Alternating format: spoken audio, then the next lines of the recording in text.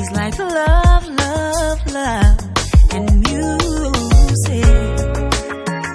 La la la, love, love, love, love, love, and Hello, hello, everyone. Thank you for tuning in. I am Jay Lee. This is Jay Lee's Corner. This is my late review of Seeking Sister Wives Season 1, Episode 4. It came on Sunday. I didn't have time to even watch it until today. And yeah, so I'm like, let me get this done. Y'all know a lot of shows are on break because of the Olympics. I don't watch the Olympics, so the shows that I'm able to catch up on is really good that I can catch up on them, because I'm going to watch the whole Behind the Movement about Rosa Parks. I'm going to review that probably tomorrow. I'm doing the Quad and the Have and Have Nots tonight. I might try to catch something on Netflix. I'm going to be reviewing Black Panther on Saturday, because I'm going to see it Saturday, so I'll be reviewing that later on Saturday. And, just trying to give you guys some different things that I watch that are not my typical shows. So, I hope you guys enjoy. But this episode of Seeking Sister Wives, baby, Demetri and Ashley, I'm going to say them for last because that's how I wrote my notes. But I'm just like, girl, I can't believe it. So, this episode was pretty easy as well. Oh, I'm sorry. Did I do my whole hello? I can't remember. I think I must be getting old. If I did, hello, yeah, I did do it. Hello, everyone. If I didn't do it, my fault, my bad, but I did want to say, I hope everyone had a great day. I try to be polite, what I'm saying? You can't just be coming on here and just not being nice. Someone asked me in my comments, like, you start every video,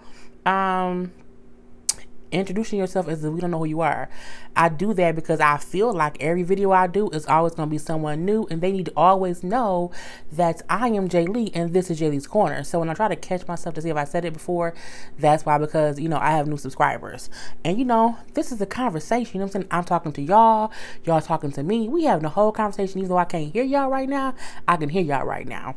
So yeah, this episode, I believe, who did I wrote for? I think I wrote Arlie and April and all them first. But I'm going to start with Jeff, Vanessa, and Charisse, simply because their situations were so simple. They're kind of still getting themselves together after Marlene. Is it Marlene? The lady didn't show up for them. She never showed up to the airport. So they're kind of still reeling from that. How they're not going to get their additional sister wife.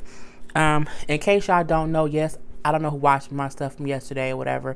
Yes, this is the microphone. People were saying how it's kind of low. I hope you can hear me better than you have before. If I'm still low, if I'm too loud, put a little comment in below. People did comment yesterday saying that they could clearly hear me. I'm very more clear now, and it's loud enough for them to hear me. So I hope that it's still working, because I am connected to the iPhone. So yeah, you see, this is the microphone.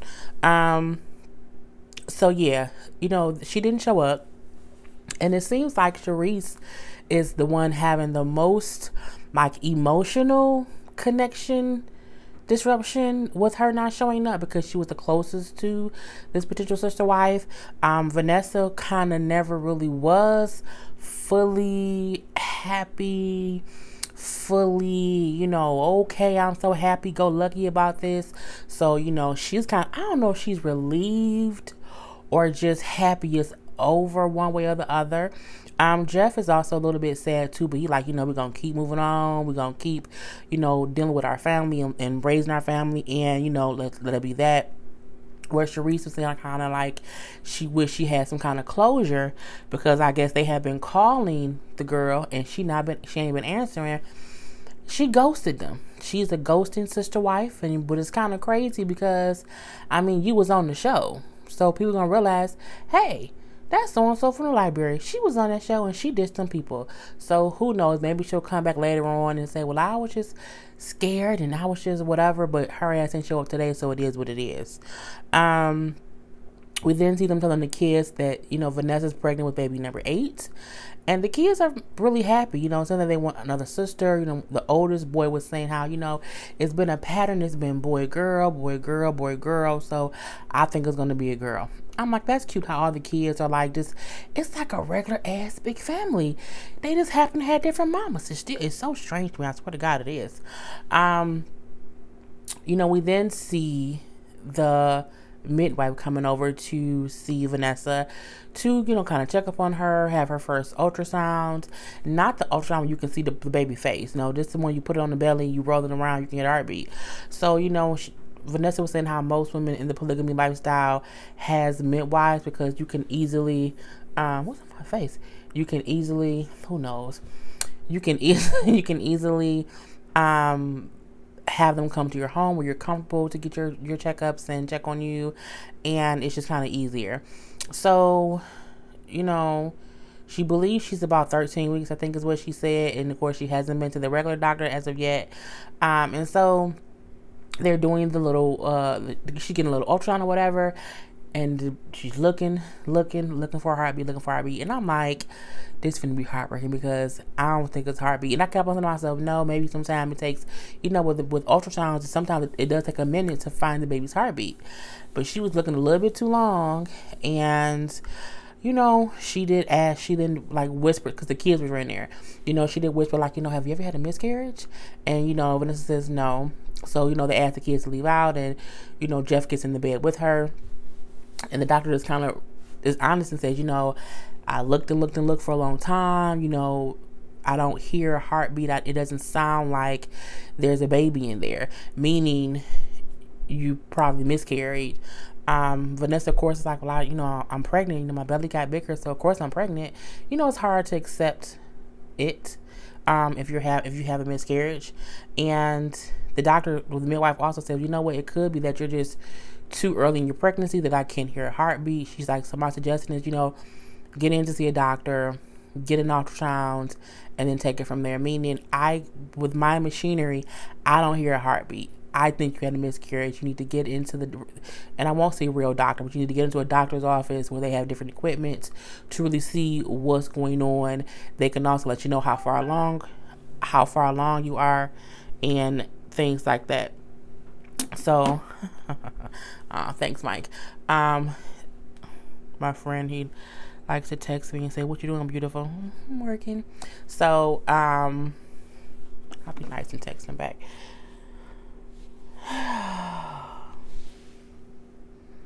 See, I'm doing too much because as I'm sitting here trying to text him back, my iPad thing went off. Let me not text him back and let me get to work and finish talking to y'all. He can wait. He texted me at 9 o'clock at night. So, oh, damn it. Pause. I can't even pause it.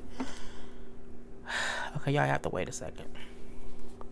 Because I did forget to do something. And that sucks. I know y'all like, Jay Lee, why you up here, you know what I'm saying? Not paying any attention. You done talking to my sister wife. You should talk to my sister wife. And I'm like, oh, I want to, but I'm trying to do something else really, really quick that I have to do because I completely forgot. And I don't want to pause the thing because when I pause, I have to start all over. So it is what it is. Okay. Yeah. So, but yeah, that was basically the end of it. The doctor telling her that she needs to go see a doctor to see what's going on because, again, it could be a miscarriage. It could be that she's just too far along. She's just too early along in her pregnancy and she can't hear it. But I'm like, oh my God, I think it's a miscarriage. So that's kind of hard to, but it's a part. It's a part of life. It's a part of being pregnant. This is her 4th child, so of course I think it's heartbreaking because she's probably like, I never had issues with getting pregnant and staying pregnant before, so this is kind of hard now.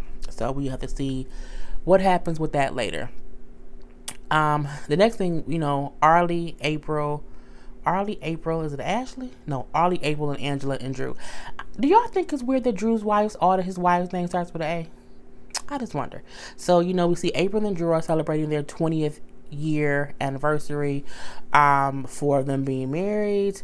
And I'm like, who would have thought when they got married? What you would have ever thought when I married my husband 20 years ago, that 20 years later, it would be 15 kids 2 other wives. Do you ever think that? Not me, not I, said the damn cat, but they live a whole different lifestyle. You know what I'm saying? They get all the Starbursts up in their place. So, he was saying how for birthdays, anniversaries, he likes to do something special for the wives if they can financially, do it or whatever. Because 15 kids, 3 wives, it has to be goddamn expensive. So you do have to kind of figure out if you can afford to do different things. So he said that for this anniversary, because it's so special, they're going to a cabin, going to do some horseback riding, and it's been a couple days together. Beautiful. We see that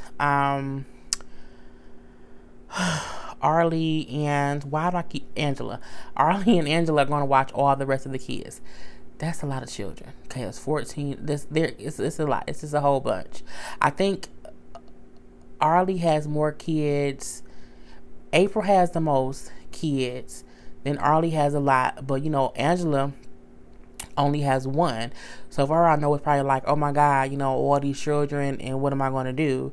And I'm like, well, okay. It is what it is.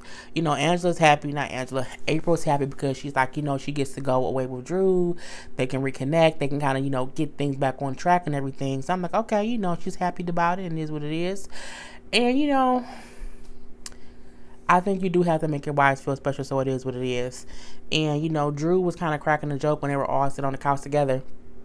So like how sometimes people comment and say she's been so tense lately, please have a good trip and make her happy so she can come back and be nicer. And I'm looking like who be saying that? It's probably the damn children. Honestly, it's probably the kids. But it was funny because everybody laughed except April. I'm like, she probably like, I don't find that funny, but I feel like April is void of emotion. Not even void of emotion, but I feel like any emotion that she's kind of putting forth, it seems like it just seems fake. It seems like maybe she may be like a Stepford wife who knows what I'm supposed to look like when I'm happy, what I'm supposed to look like when I'm sad. So let me look and act how I'm supposed to act for these supposed emotions. But I'm like, it just never seems real to me.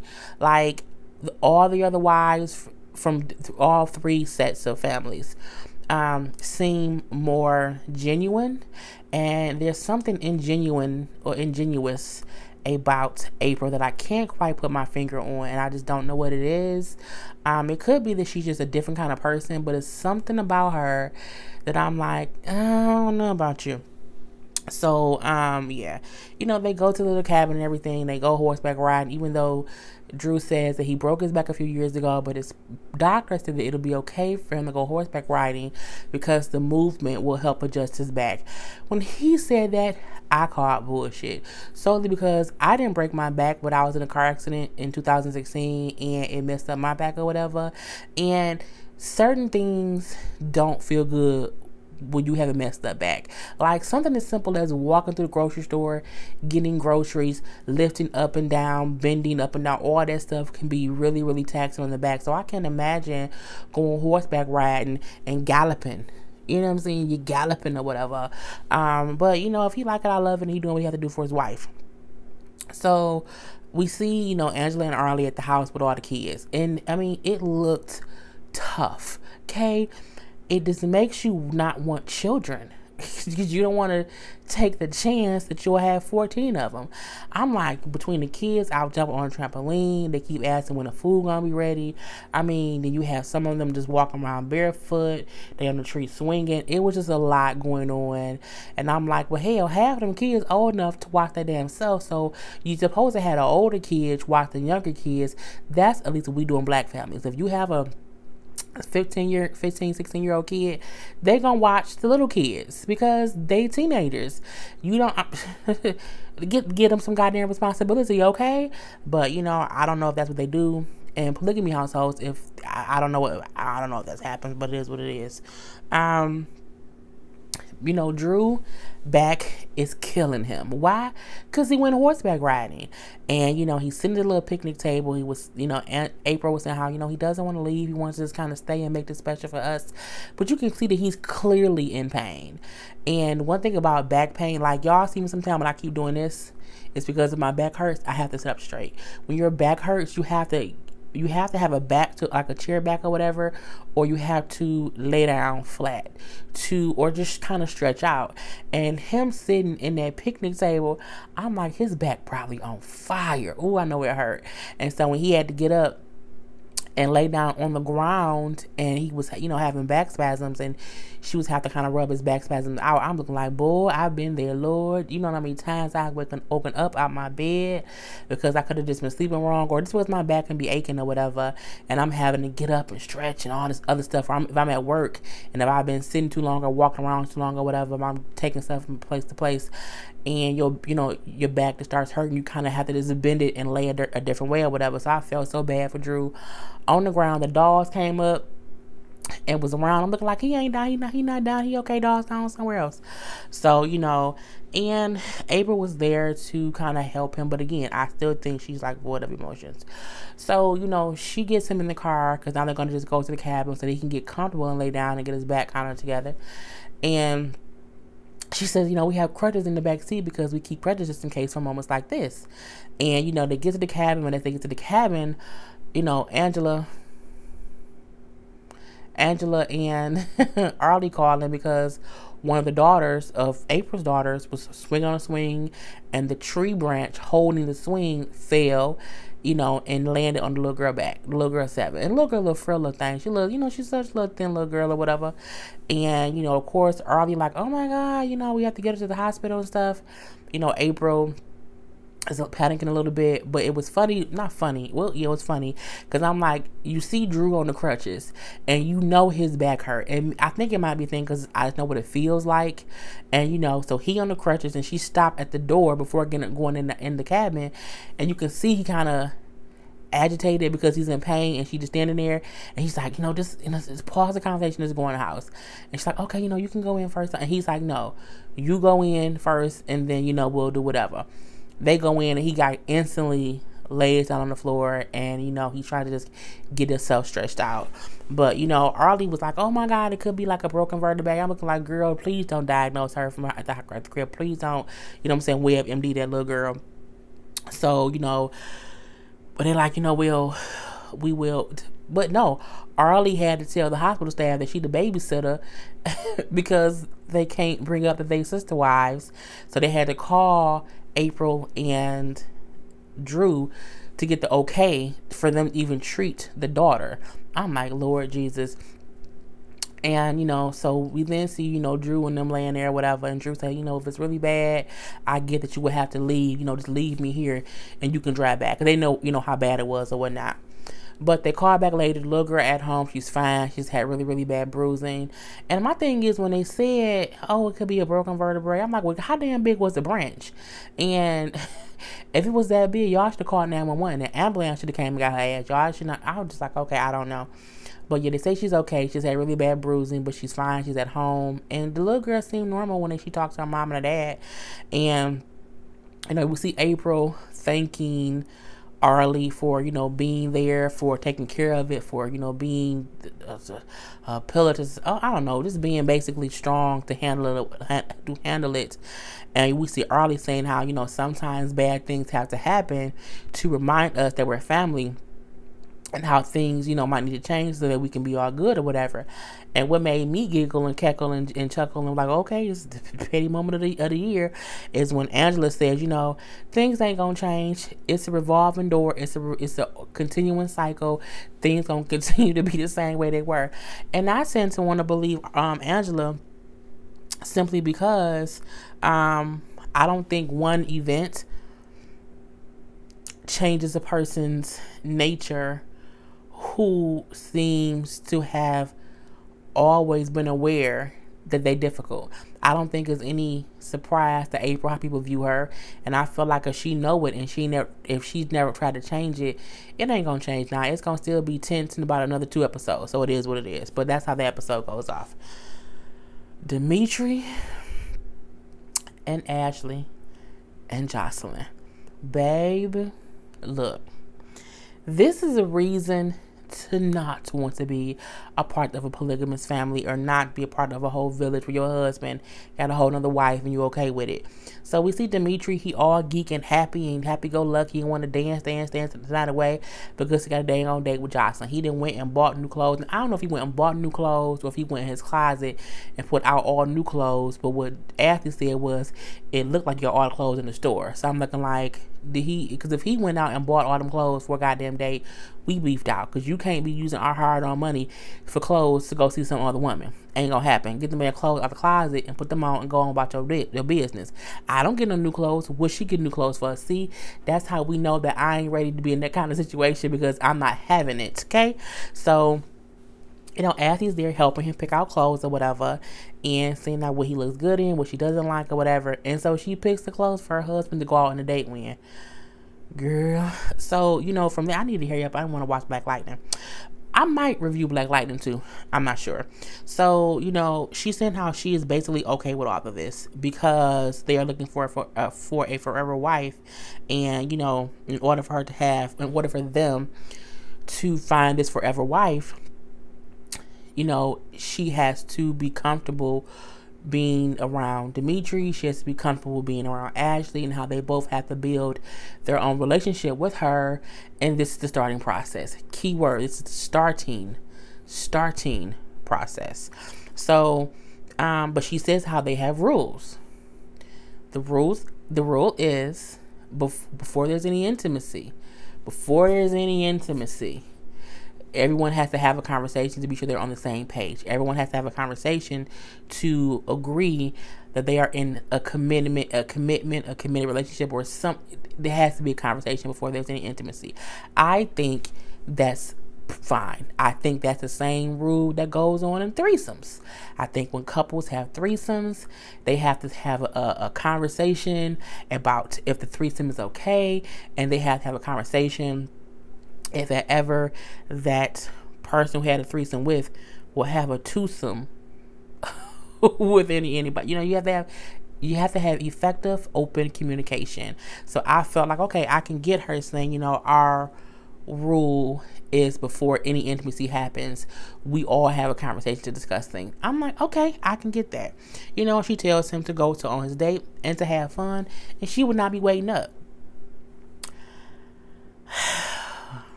Jocelyn gets to the restaurant. She's bringing up how, she wants to make sure her and Demetri have a connection.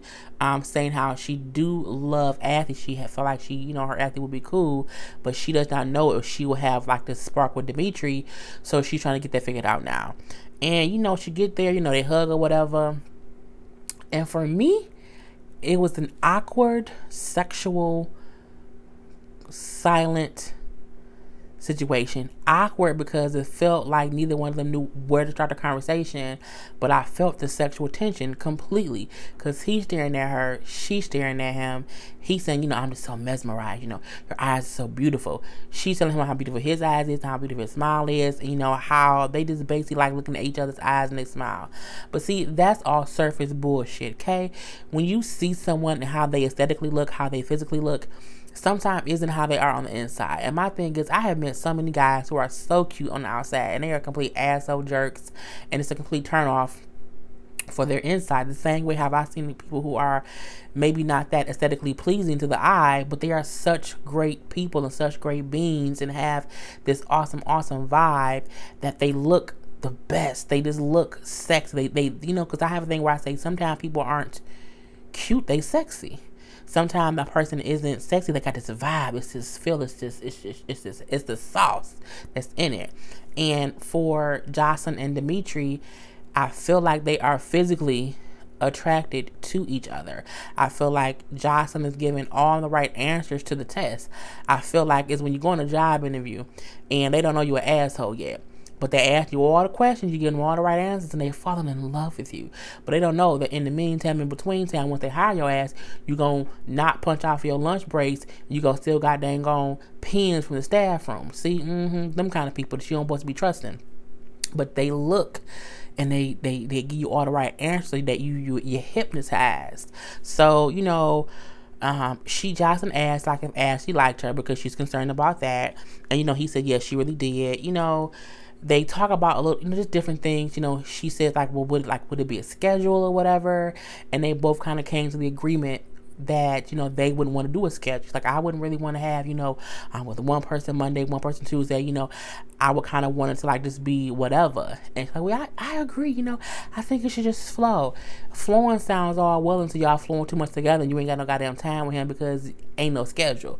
I don't mean you have to have a Monday, Tuesday, Wednesday, Thursday, Friday schedule, but there has to be some kind of communication about, because unless y'all are a full threesome, y'all gonna need some alone time. And eventually, if y'all don't have these rules and regulations about, okay, it's just certain times where I'm going to be with one wife over the other, it's gonna be a whole bunch of craziness. So, you know, it is what it is. So they keep saying how they had such a great night. You know, it was so fun.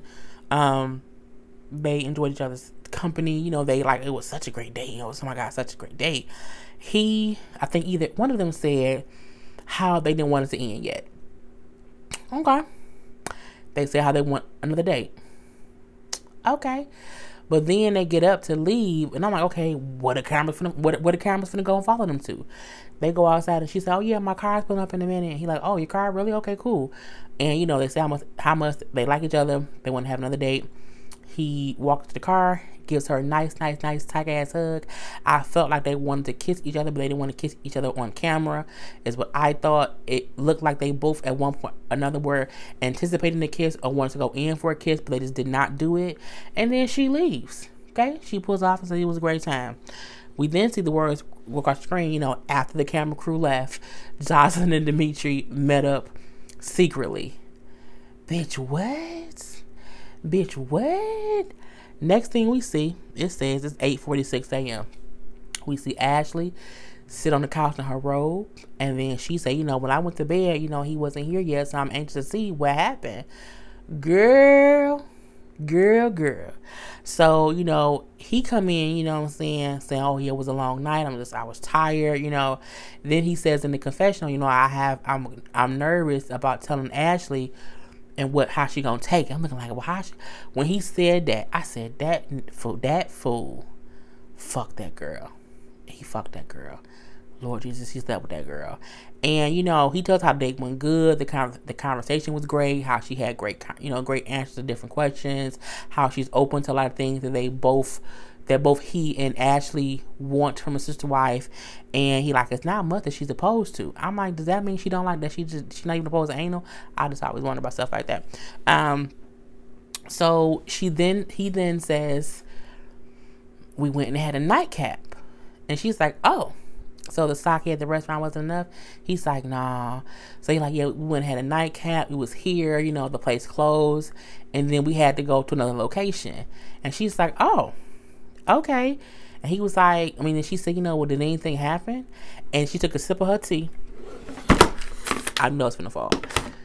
I was thirsty too. I've been talking.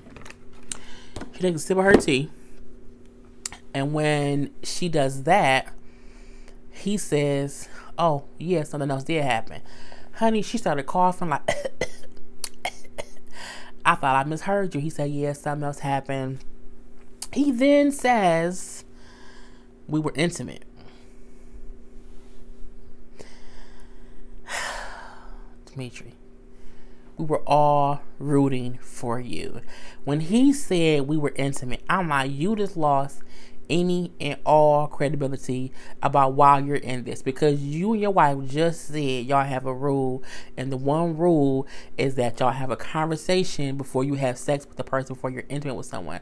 So the fact that you then went on one date with this new person and you had sex with her shows that you're not really in it for the reason that you said you in it. Because even if there was goddamn sparks and lollipops and goddamn Mufasas and Simbas or whatever, it was all kind of Lion Kings, all kind of this greatness or whatever up in the air, you should not have slept with that lady. And when we was intimate, I said, oh my God. Ashley looked shocked, not pissed off shocked, but shocked to where I'm on camera. I ain't gonna flip out right now, but please believe I'm pissed off. And then, she says, she looked shell shocked. And in her confession, she said, I just kept wondering, like, why? Why would he do that? Like, why would they do that? And I'm like, hell, me too, Ashley. I want to know why too. And, the producers did ask him in his little confessional note if he felt any guilt about doing that without talking to Ashley first. And he said, what, I don't know. I like to take accountability for what I do, but, I don't really know.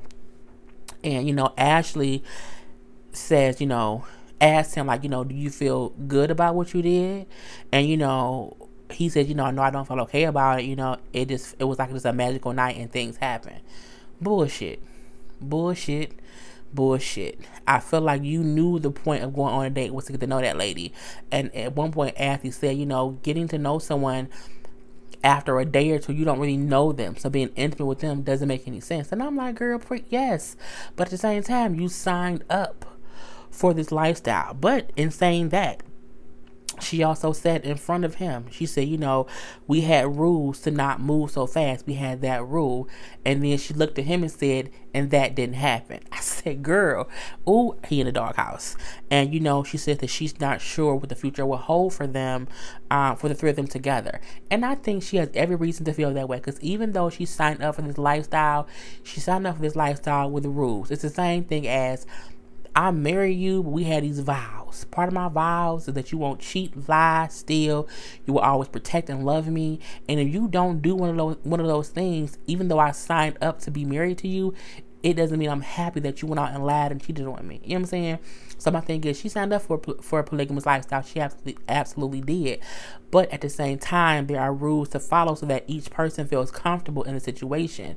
So if our one rule was, we have to have a conversation before you go be intimate with someone, and you don't do that, and you lied to me, and you broke a rule, and I'm pissed off at your ass right now. Okay? So, she said, like, how I know my husband will be with other women, but, we're supposed to make that decision together. And I think she felt like he betrayed her because he made a choice to be with another woman without having a conversation with her first. And I'm guessing that it's a part of polygamy is you have that communication, that conversation, that agreement together, and he didn't do that. So she said, like, one thing that she gonna have to get over is what he did. And I'm like, baby. And then they show next week where she's saying, like, Jocelyn has to admit what she did, because if she can't admit to me what happened, then I don't think we can move forward with that. And my thing is, I would just say, what, at this point, she ain't the one. Because not only did her own husband do something without having a conversation, so did Jocelyn. You know what I'm saying? And that's how the episode ended. But man, look, put your comments below about how you felt about the episode. We'll talk about it some more next week. But I am Jay Lee. This is Jay Lee's Corner. Peace.